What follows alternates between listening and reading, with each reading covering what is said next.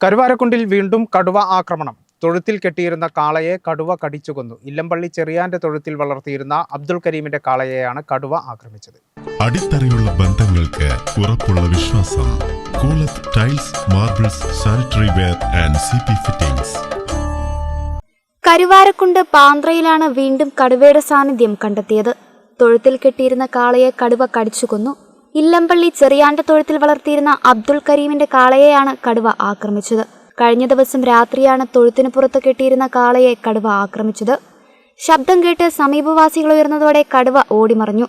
Kalikavu range officer രാജീവിന്റെ നേതൃത്വത്തിലെത്തിയ വനപാലകർ തൊഴുത്തിന് സമീപത്തെ കാൽപ്പാടുകൾ കടുവയുടേതാണെന്ന് സ്ഥിരീകരിച്ചു.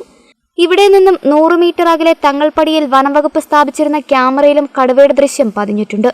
മെയ് 15 ടാപ്പിംഗ് തൊഴിലാളി ചോക്കാട് കല്ലാമൂലയിലെ ഗഫൂറിനെ കടിച്ചുകൊന്ന അതേ കടുവ തന്നെയാണ് കാളയെയും കടിച്ചുകൊന്നത്. കേരള വിഷൻ, നിലമ്പൂർ.